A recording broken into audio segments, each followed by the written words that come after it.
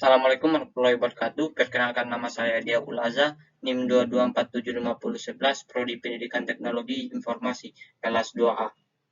Mata kuliah Pendidikan Psikologi. Baik, di sini saya akan memaparkan materi saya tentang faktor-faktor yang mempengaruhi keberhasilan belajar. Faktor-faktor yang mempengaruhi keberhasilan belajar. Keberhasilan belajar adalah hasil dari interaksi kompleks berbagai faktor, baik dari dalam diri individu maupun dari lingkungan di sekitarnya. Memahami faktor-faktor ini sangat penting untuk mengoptimalkan proses belajar. 1. Faktor internal. Faktor internal adalah segala sesuatu yang berasal dari dalam diri individu belajar. Faktor fisiologis. Faktor fisiologis adalah faktor-faktor yang berhubungan dengan kondisi fisik individu. Faktor psikologis adalah keadaan psikologis seseorang yang dapat memengaruhi proses belajar. Ada beberapa faktor psikologis yang memengaruhi proses belajar adalah kecerdasan siswa, motivasi, sikap, dan bakat. Kecerdasan. Kecerdasan diartikan sebagai kemampuan psikofisik dalam bereaksi rangsangan atau menyesuaikan diri dengan lingkungan melalui cara yang tepat. Kecerdasan merupakan faktor psikologis yang sangat penting dalam proses belajar siswa, karena itu menentukan kualitas belajar siswa. Motivasi. Motivasi adalah salah satu faktor yang mempengaruhi keefektifan kegiatan belajar siswa. Motivasilah yang mendorong siswa ingin melakukan kegiatan belajar. Sikap. Dalam proses belajar, sikap individu dapat memengaruhi keberhasilan belajar. Bakat. Bakat adalah kemampuan potensial yang dimiliki seseorang untuk mencapai keberhasilan masa yang akan datang. Faktor-faktor eksternal.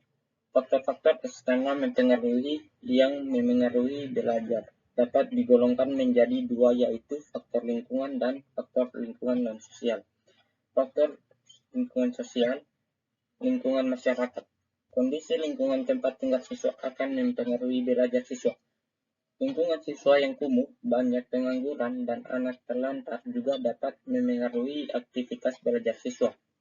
Lingkungan ini sangat memengaruhi kegiatan keluarga, sifat-sifat orang tua, demografi keluarga, letak rumah, pengelola keluarga.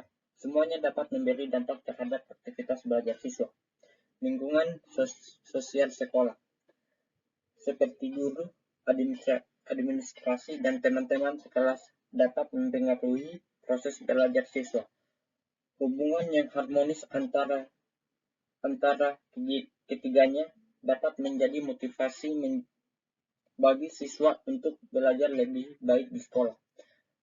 Maka para pendidik, orang tua, dan guru perlu memerhatikan dan memahami bakat yang dimiliki oleh anak atau peserta didik. Faktor lingkungan non-sosial. Lingkungan fisik dan ruang. Lingkungan yang bersih dan teratur seringkali dikaitkan dengan penurunan stres dan peningkatan fokus. Sementara kekacauan bisa menimbulkan kecemasan atau kebingungan. Ketersediaan sumber daya material, kekurangan atau ketidakamanan pangan dapat menyebabkan stres kronis, kecemasan, dan gangguan kesehatan mental. Kesimpulan,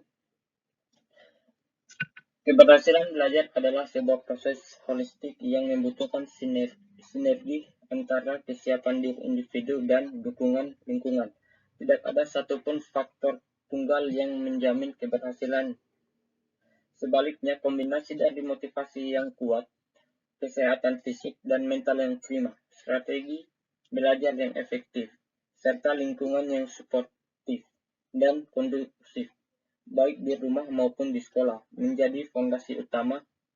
Oleh karena itu, penting bagi setiap individu, orang tua, dan pendidikan untuk mengenali dan mengoptimalkan faktor-faktor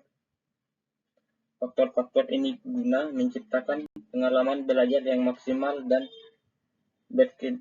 berkesinambungan. Baik, itulah hasil dari pemaparan materi dari saya. Bila ada kata mohon maaf. Saya tutup dengan billahi fissabil haq, fastabiqul khairat. Assalamualaikum warahmatullahi wabarakatuh.